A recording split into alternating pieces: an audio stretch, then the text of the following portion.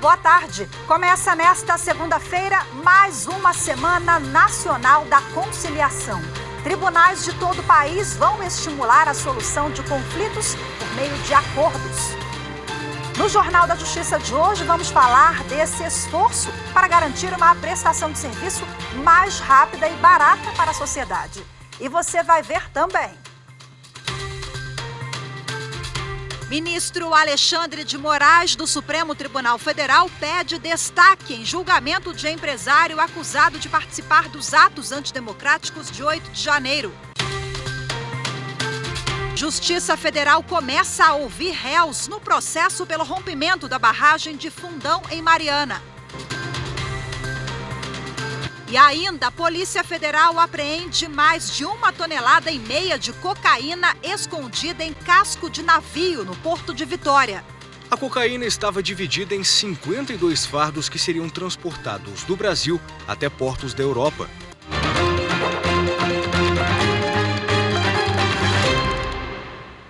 O ministro Alexandre de Moraes, do Supremo Tribunal Federal, pediu destaque no julgamento do empresário Eduardo Zeferino Engler, acusado de participar dos ataques aos prédios dos 3 poderes no dia 8 de janeiro. Engler foi preso em flagrante dentro do Palácio do Planalto durante as invasões. A ação penal contra ele começou a ser julgada no dia 27 de outubro, em plenário virtual. O ministro Alexandre de Moraes havia votado pela condenação a 17 anos de prisão. Com o pedido de destaque, a ação será julgada agora em plenário físico e novos votos serão apresentados. Ainda não há data para esse julgamento. A 6ª turma do Tribunal Superior do Trabalho manteve a penhora de um apartamento alugado para o pagamento de dívidas trabalhistas. A dona do imóvel não comprovou que a renda do aluguel era para sustento próprio ou moradia. A dona do apartamento em Porto Alegre tentou suspender a penhora com o argumento de que o imóvel era um bem de família impenhorável. A proprietária é sócia de uma microempresa condenada em ação trabalhista ao pagamento de diversas parcelas a uma trabalhadora, em razão do reconhecimento de vínculo de emprego. Na execução da sentença, a penhora acabou recaindo sobre o imóvel dela, que estava alugado para outra pessoa. Ao manter a penhora, o Tribunal Regional do Trabalho da 4ª Região, no Rio Grande do Sul, considerou inválido o contrato de locação. Isso porque não tinha reconhecimento das assinaturas nem recibo de aluguel. A dona do imóvel então recorreu ao Tribunal Superior do Trabalho. O relator do caso, na 6ª turma, ministro Augusto César, manteve a decisão do regional. A impenhorabilidade do bem prevista na Lei 8.009 abrange o único imóvel do executado, ainda que esteja locado a terceiros, desde que a renda daí auferida seja utilizada para que a família resida em outro imóvel alugado, ou ainda para a própria manutenção da entidade familiar. No entanto, no caso concreto, e ao contrário do que alega a parte, ficou consignado pelo TRT que não foi comprovado que a renda oferida com o aluguel do imóvel penhorado é essencial à subsistência da família da hora agravante ou à garantia de sua moradia em outro imóvel. O voto do relator foi acompanhado por unanimidade. Com isso, a 6ª turma manteve a penhora do apartamento da sócia da microempresa para o pagamento das dívidas trabalhistas. A sócia entrou com embargos que ainda não foram julgados. O Supremo Tribunal Federal vai julgar se a cobrança do PIS/COFINS de entidades privadas de previdência complementar é constitucional ou não. No Supremo tramita um recurso extraordinário apresentado pela Caixa de Previdência dos funcionários do Banco do Brasil, questionando a cobrança, estabelecida após uma decisão do Tribunal Regional Federal da 2ª Região. O repórter Bruno Silveira tem os detalhes.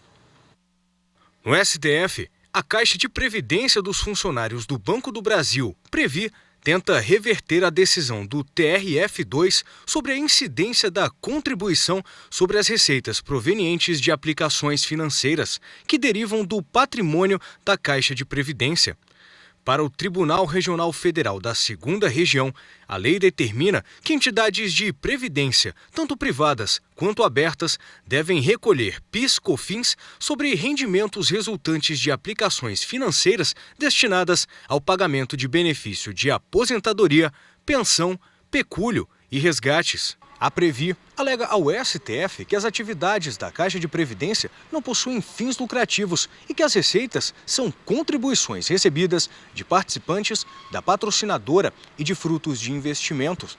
A entidade também contesta que, na época da lei, a Constituição Federal previa somente o faturamento como base de cálculo e não a receita bruta por qualquer natureza, como determina a decisão do TRF2. Na manifestação pela repercussão geral do tema, o ministro Dias Toffoli destacou que está em jogo o conceito de faturamento para fins de incidência das contribuições de PIS/COFINS e considera a realidade das entidades fechadas de previdência complementar. Para o ministro, a definição da questão no STF vai nortear o julgamento de inúmeros casos e pode afetar o orçamento das entidades e da União. A terceira turma do Superior Tribunal de Justiça definiu que o autor de apelação que teve o pedido de justiça gratuita negada pelo relator do processo pode usar agravo interno para recorrer contra a decisão. Acompanhe agora os detalhes com Marina Campos. O colegiado entendeu que a decisão monocrática do relator que indefere pedido de gratuidade de justiça na apelação é impugnável pela via do agravo interno, não sendo exigido o pagamento do preparo do recurso enquanto o indeferimento do benefício não for confirmado pelo órgão colegiado. Na Corte de Segundo Grau, o relator da apelação indeferiu o pedido de justiça gratuita e fixou prazo para o recolhimento do preparo, sob pena de o recurso ser considerado deserto. Contudo, antes de vencer o prazo para a interposição de agravo interno, o Tribunal de Justiça de São Paulo não conheceu da apelação em razão da deserção. Para o TJ de São Paulo, o ato jurisdicional que indefere a justiça gratuita tem natureza de despacho e, por isso, não é sujeito a recurso. No STJ, a relatora do caso, ministra Nancy Andrighi, explicou que o ato jurisdicional que acolhe ou rejeita o pedido de gratuidade de justiça tem natureza de decisão interlocutória, pois soluciona uma questão incidental, não se tratando de mero ato destinado a dar impulso ao processo. Em relação ao recolhimento prévio do preparo, a ministra ressaltou que se o recurso é interposto contra a decisão ou acordo no qual se discute a justiça gratuita, não é razoável exigir do recorrente que faça o depósito como condição para o judiciário debater o tema. O mesmo raciocínio deve ser aplicado no caso em que o relator nega o requerimento de gratuidade e contra essa decisão é interposto o agravo interno. A Justiça Federal em Minas Gerais começa daqui a pouco, à 13h, os interrogatórios dos acusados no processo criminal sobre o rompimento da barragem de Fundão, em Mariana. 11 pessoas e 4 empresas respondem por diversos crimes ambientais. O primeiro a depor será Germano da Silva Lopes, gerente operacional da Samarco na época do desastre. O então presidente da mineradora, Ricardo Vescovi de Aragão, deverá depor na próxima quarta-feira. A barragem de Fundão rompeu no dia 5 de novembro de 2015, despejando 62 milhões de metros cúbicos de rejeitos de minério sobre o distrito de Bento Rodrigues, em Mariana. Grande parte dos resíduos foi parar no Rio Doce e contaminou toda a bacia até o Espírito Santo. Esse foi considerado o maior desastre ambiental da história do Brasil. Em Bento Rodrigues, dezenas de casas foram destruídas e 19 pessoas morreram. Veja a seguir, começa em todo o país a Semana de Conciliação, um esforço para resolver conflitos por acordos. Os detalhes a seguir, voltamos já.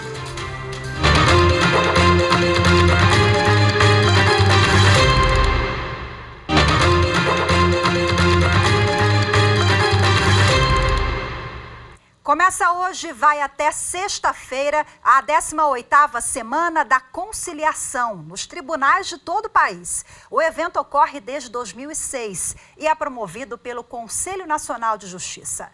Acompanhe na reportagem de Carolina Chaves. O tema da ação deste ano é conciliação a um passo da solução. Para os mutirões, os tribunais selecionaram processos escritos por cidadãos interessados em fazer acordo. Para o presidente da Comissão Permanente da Solução Adequada de Conflitos do CNJ, Marcos Vinícius, essa é uma oportunidade para solucionar conflitos de forma consensual. E vejo a Semana Nacional da Conciliação como uma valiosa oportunidade para a pacificação social por meio do diálogo entre as partes e a solução célere e definitiva das demandas que se avolumam no nosso Poder Judiciário. Atualmente, tramitam no Judiciário mais de 81 milhões de processos. Por isso, neste ano, o foco do mutirão são as conciliações de casos que estão com ação na Justiça. Mas há também a possibilidade de acordos de demandas que ainda não foram judicializadas. A Semana Nacional de Conciliação é uma ação que envolve os Tribunais de Justiça de Trabalho, estaduais e federais. Em Goiás, Deusirene já resolveu a pendência no IPTU. Foi ótimo, né? Cheguei aqui, a moça já pegou pela minha mão, já levou na outra sala, já agendou, já voltou comigo, foi muito bom. No ano passado, foram realizadas 11.503 audiências em todo o país e quase 36 mil acordos foram homologados. Este ano, a expectativa é superar esse número. E entre as demandas que poderão ser solucionadas nesta semana estão divórcio, pensão alimentícia, guarda de filhos, pedido de indenização e cobranças em geral com bancos, rescisão contratual, entre outros. E em Goiás, a Semana de Conciliação ainda terá uma novidade. Todas as audiências serão por videoconferência. A repórter Carolina Chaves conversou com o juiz Gabriel Lisboa, que é responsável pela organização da Semana de Conciliação no Tribunal de Justiça do Estado. Vamos acompanhar a entrevista. Doutor Gabriel, muito obrigada pela participação aqui na TV Justiça. E eu começo perguntando, né? A Semana da Conciliação em Goiás, ela vai ser totalmente online, é isso? O tribunal tem desenvolvido várias ferramentas, buscando ampliar o acesso à justiça e as conciliações, inclusive os sejus, que tornaram-se virtuais, possibilitando que as conciliações sejam feitas no estado inteiro. Isso reduz custos, possibilita que os processos sejam resolvidos de uma forma mais rápida, porque não precisa de deslocamento. Então, isso tem auxiliado bastante para a prestação efetiva da tutela jurisdicional. Ok. Agora, doutor, e quem não tiver acesso à internet, como pode, né, participar da Semana da Conciliação aí no Estado? Sempre, inclusive nos sejus virtuais, quando há conciliação virtual, na ausência de de acesso à internet ou algum dispositivo, a parte pode ir no fórum local, no sejusc local, não havendo sejusc, pode se dirigir ao fórum mais próximo para a realização da audiência virtual. E nós temos postos avançados em cidades que não possuem uma comarca, não possui fórum, então as pessoas podem se dirigir a esses postos avançados também para a realização das conciliações. Doutor Gabriel, para chegar a esse modelo, né, o tribunal ele contou com algumas parcerias, não foi? Sim, bastante, porque nós estamos buscando essas renegociações de débitos, então nós temos diversos débitos relacionados à dívida de banco, a concessionária de energia, de água. Então o Tribunal de Justiça buscou diversas parcerias, esses órgãos e essas instituições privadas, para possibilitar que essas dívidas sejam negociadas e saldadas. Agora, doutor Gabriel, quais são as questões, né, que podem ser resolvidas durante essa semana? Isso é muito interessante. A conciliação permite que diversos assuntos sejam resolvidos de uma maneira rápida e efetiva. Assuntos de direito de família, como divórcio, guarda, alimentos, tanto revisão de alimentos, exoneração de alimentos, estabelecimento de convivência, ações cíveis, como ação de cobrança, indenização de danos materiais, morais, rescisão contratual, dívida de banco, qualquer relação envolvendo qualquer ação envolvendo relação de consumo. E também nós temos a parte tributária, que eu acho que essa é uma inovação e algo que vai beneficiar muito os municípios como discussão do próprio IPTU. O senhor falou agora do acervo, né, do tribunal. Os resultados obtidos com a Semana Nacional de Conciliação até hoje são satisfatórios, né? Tem contribuído para a redução da quantidade de processo que o tribunal recebe? Sim, bastante. Eu ingressei no tribunal em 2016, e em outubro de 2016, e logo em novembro já foi a Semana da Conciliação, Nacional de Conciliação, e eu pude ver ali logo no meu primeiro ano, primeiro mês de magistratura, a efetividade dessa semana. E o tribunal, como tem desenvolvido novas ferramentas, novas formas de realizar a conciliação, ampliando esse acesso à justiça, as conciliações são muito efetivas e contribuem muito para a diminuição do acervo. A conciliação eu vejo como uma das melhores formas de resolução de conflito. Fora a semana de conciliação, faço semana de comarca, eu vejo resultado para a população de conseguir resolver o problema de uma forma muito mais rápida. E a semana de conciliação acelera, reduz o acervo e a gente consegue trabalhar naquelas ações que são mais importantes, que demanda realmente uma ação do juiz, demanda mais tempo do juiz. Então, esses assuntos que a gente consegue resolver de uma forma mais rápida, a semana de conciliação contribui muito para a redução de acervo processual. Agora, doutor, para a gente finalizar, os processos que estão já tramitando na Justiça, eles também podem fazer parte dessa Semana da Conciliação? Podem fazer sim. A gente envia processos, inclusive na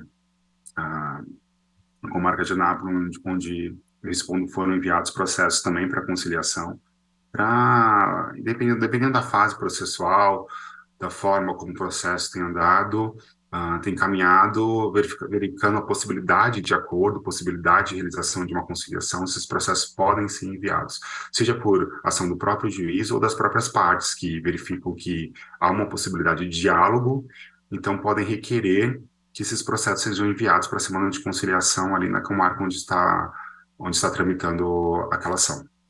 É isso, doutor Gabriel. Mais uma vez, muito obrigada pela participação aqui na TV Justiça. Muito obrigado. Tenha um bom dia. E no próximo bloco, você acompanha a operação da Polícia Federal que apreendeu mais de 1,5 toneladas de cocaína no Espírito Santo. Até já.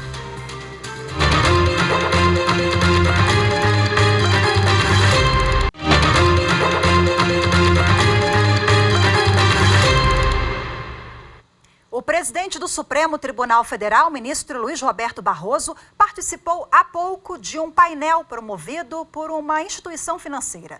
O evento discute o cenário político e econômico brasileiro para 2024. A repórter Carolina Chaves acompanhou a apresentação e agora, ao vivo, para a gente, traz mais detalhes. Olá, Carol, muito boa tarde para você. Olá, Rafaela, boa tarde para você também. Olha, na manhã de hoje também participaram desse debate os presidentes da Câmara dos Deputados Arthur Lira, do Senado Federal Rodrigo Pacheco, além do ministro da Fazenda Fernando Haddad. No painel Desafios do STF, o presidente da Corte, o ministro Luiz Roberto Barroso, dividiu a palestra dele em 3 partes. O protagonismo do Supremo Tribunal Federal e a segurança jurídica, também a pacificação do Brasil, e falou sobre as ideias dele sobre o poder judiciário. Vamos ouvir agora um trecho da fala do ministro Luiz Roberto Barroso.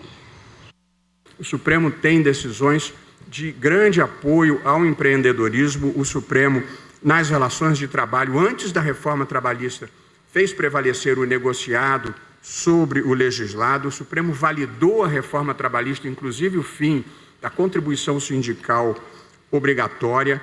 O Supremo superou o entendimento do TST, permitindo a terceirização onde não haja fraude. O Supremo derrubou as leis que proibiam o transporte individual por aplicativo. Portanto, o Supremo ele tem um papel muito importante na segurança jurídica e cumpre a Constituição, e um dos valores constitucionais é a livre iniciativa, e acho que o Supremo desempenha bem esse papel. Com a autorização da Justiça, uma operação conjunta entre a Polícia Federal e a Receita Federal apreendeu nesse domingo mais de 1.500 quilos de cocaína que estavam escondidos em um navio no Porto de Vitória, no Espírito Santo. A ação confirmou informações de que a embarcação seria usada para transportar a droga até a Europa. A reportagem é de Bruno Silveira.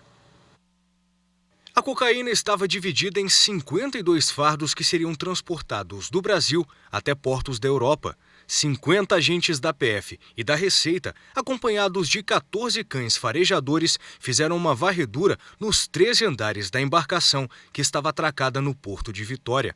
Os 1.594 quilos da droga estavam escondidos em uma estrutura de difícil acesso no navio. Após a confirmação do conteúdo, os agentes da Polícia Federal recolheram impressões digitais nos pacotes da droga para comparar com as dos membros da tripulação e de outros suspeitos. A embarcação já vinha sendo monitorada pela PF, que contou com a cooperação policial de outros países que realizaram apreensões anteriores na Espanha, Alemanha e no Porto de Santos. Agora, a investigação vai tentar determinar o porto de destino da cocaína que seria arremessada ao mar no continente europeu. A tripulação prestou depoimento à PF e foi liberada. O Grupo de Combate ao Crime Organizado do Ministério Público de Santa Catarina realizou hoje uma operação contra suspeitos de planejar e incentivar ataques a escolas. Foram cumpridos 2 mandados de busca e apreensão nas casas de um adolescente e um adulto, investigados por participarem de grupos na internet que divulgam conteúdos relacionados a ataques, maus tratos a animais e extorsão. E segundo o CNJ, 3 milhões de brasileiros ainda não possuem certidão de nascimento. No Rio Grande do Sul, uma ação do Tribunal de Justiça facilitou o acesso dessa população ao documento. A repórter Paola Marcon conta pra gente agora mais detalhes sobre o projeto Cartório Cidadão. O Largo Glênio Pérez, em frente ao Mercado Público, no Centro Histórico de Porto Alegre, foi palco do Cartório Cidadão.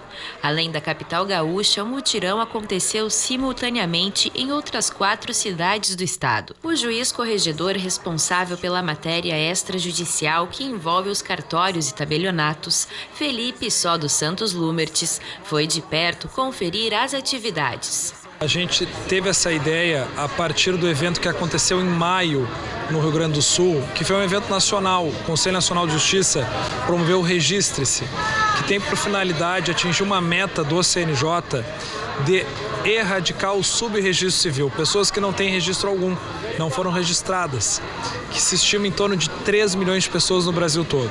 A Alessandra foi uma das centenas de pessoas que utilizaram os serviços oferecidos durante o mutirão.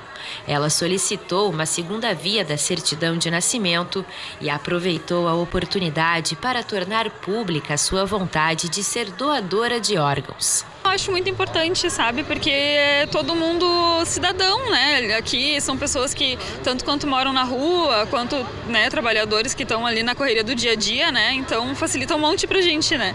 São parceiros do TJRS na iniciativa o Sindicato dos Registradores Públicos do Estado do RS, Registro Civil do Brasil, Colégio Notarial do Brasil do RS, Fundação de Assistência Social e Cidadania, Defensoria Pública do Estado e a Prefeitura de Porto Alegre e dos municípios onde ocorre o mutirão. A gente estar à disposição da população onde passa circulando as pessoas, né? E a gente conseguir atendê-las, prestar as informações que elas querem, é muito gratificante.